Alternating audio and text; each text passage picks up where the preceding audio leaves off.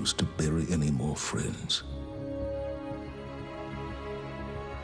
You won't have to. Alduin Sov is mine.